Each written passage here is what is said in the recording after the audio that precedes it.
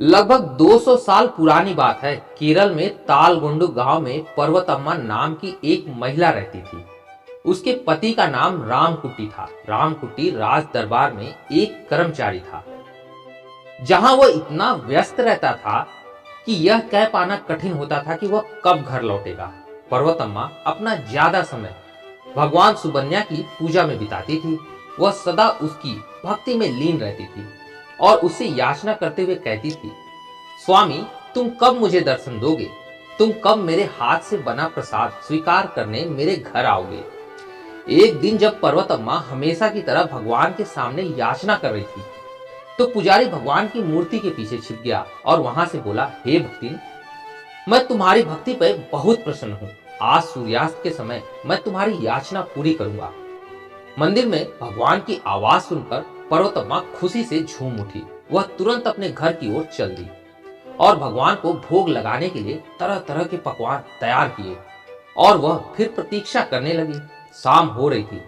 इतने में उसे एक भिक्षुक की आवाज सुनाई दी। वह पर्वतम्मा के घर के सामने खड़ा होकर जोर जोर से जय सुबन्या कह रहा था। उसे देखकर पर्वतम्मा को लगा कि शायद सुबन्या स्वामी इसी रूप में आए हैं। वह उससे बोली, पधारिए पधारिए स्वामी, यह मेरा अहोभाग्य है कि आप मेरा आतिथ्य स्वीकार करने के लिए पधारे। यह सुनकर भिक्षुक बोला, मैं एक साधारण भिक्षुक हूँ, मैं भिक्षा लेने आया हूँ। लेकिन पर्वतम्मा ने उसकी बात पर ध्यान नहीं दिया, बल्कि वह उसे घर के भीतर ले गई। भिक्षुक को एक आसन पर बिठाया और उसके सामने एक पत्तल बिछाकर उस पत्तल पर थोड़ा थोड़ा करके पकवान रखने लगी। भिक्षुक बड़े मजे से उन पकवानों को खा रहा था। जब वो खा रहा था तो पर्वतम्मा ने भक्ति भाव से ओत पोत होकर उसके गुणों का बखान करते हुए भजन गाने शुरू कर दिए। सूर्यास्त हो चुका था, इसलिए पर्वतम्मा ने जल्दी से दीप भी जला दिए। तभी बाहर दरवाजे पर खटखट हुई। पर्वतम्मा दरवाजे की ओर दौड़ी और देखा पुजारी बड़ी सज धज कर खड़ा है और साक्षात भगवान सुबन्या दिख रहा है। पर्वतम्मा को अब अपनी गलती का एहसास हुआ। खैर, उसने तुरंत भीतर आकर उस भिक्षुक को घर की टाट पर छिपा दिया। टाट में पूरी तरह अंधेरा था। अब पर्वतम्मा ने पुजारी को भीतर बुलाया और उसे भोजन करवाने लगी। वह उसकी सेवा में पूरी तरह लीन हो गई थी। इतने में बाहर घोड़ों के टापों की आवाज सुनाई दी। देखा तो पर्वतम्मा का पति घोड़े से उतर रहा था। अब उसे कुछ परेशानी सी हुई। उसने जल्दी से पुजारी जो भगवान का वेश बनाए हुए था उसको नमस्कार किया और उसे बोली, स्वामी, मेरे पति को भगवान में बिल्कुल भी विश्वास नहीं है। वह गुस्सैल स्वभाव के हैं। जब तक वो सहज नहीं होते तब तक आप कृपया टाट पर छुपे रहें। और यह कहकर उसने पुजारी को भी टाट पर चढ़ा दिया। पुजारी को मजबूरी में उस टाट पर छिपना पड़ा। वहां अंधेरा था। वह दुबक कर एक कोने में लेट गया। भिक्षुक तो वहां पहले से ही था। उसका पेट भी भरा हुआ था। उसे नींद आ गई थी। नींद में उसे यह नहीं पता था कि वहां पर पुजारी भी लेटा हुआ है। पर्वतम्मा का पति जब भोजन करने लगा तो ढेर सारे पकवान देखकर उसे अचंभा हुआ। उसने पत्नी से पूछा, यह सब क्या है? खीर, मिठाइयां, इतना खाना? पति के प्रश्न का पर्वतम्मा ने इस प्रकार उत्तर दिया, रात को मुझे सपना आया था कि आज आप आने वाले हैं, इसलिए मैंने यह सब तैयारी की। पत्नी के उत्तर से पति बहुत खुश हुआ। वह अब खाना खा चुका था। वह आराम करने लगा तो उसे नींद आने लगी। आधी रात हुई तो भिक्षु को बहुत बुरी तरह प्यास लगी। वह जोर जोर से पानी पानी कहने लगा। पर्वतम्मा के पति की नींद खुल गई। उसने पूछा, ये आवाज कैसी? पर्वतम्मा ने तुरंत उत्तर दिया, हम पितरों को शांत नहीं करते हैं ना, इसलिए वे इस तरह से चिल्ला रहे हैं।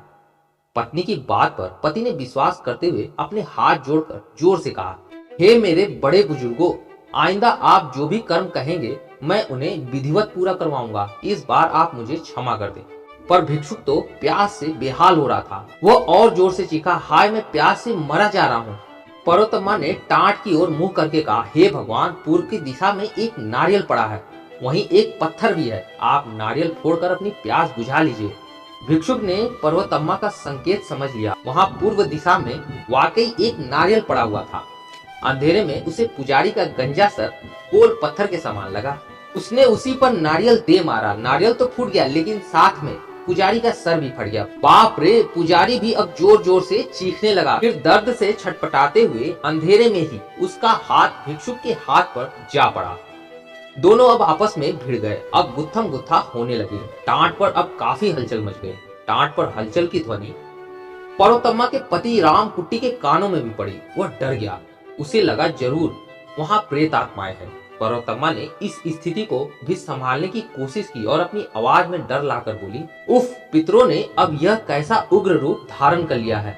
मैं इनसे रोज प्रार्थना करती हूँ कि ये आपके लौटने तक शांत रहें। लगता है अब इन्हें पता चल गया है कि आप आ गए हैं।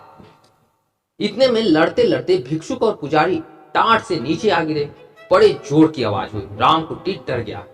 उसे लगा कि उसके पितर उससे रुष्ट है। वह डर के कारण अपने होश आवास खो बैठा। वह गिरता पड़ता जल्दी से अपने घर से बाहर की ओर दौड़ा और एकदम घोड़े पर सवार होकर उस पर चाबुक बरसाने लगा। लेकिन ताजुब की वे चाबुक स्वयं उसकी अपने ही पीठ पर पड़ रहे थे। अब रामकुटी और भी घबरा गया। उसे विश्वास हो गया कि उसके पितर उसका पीछा कर रहे हैं। वो बड़े जोर जोर से याचना करने लगा, मुझे छोड़ दीजिए, मेरे कर्तव्य पालन में आइंदा कभी कोताही नहीं होगी, मैं आपको वचन देता हूँ। इसी बीच पर्वतम्मा को मौका मिल गया। उसने तुरंत भिक्षुक और पुजारी को घर से बाहर ढकेल दिया। पर हाँ, उसकी समझ में यह नहीं आ रहा था कि जिस भगवान की उसने इतनी आराधना की, उसी भगवान ने उसे इतना विचित्र अनुभव क्यों दिया।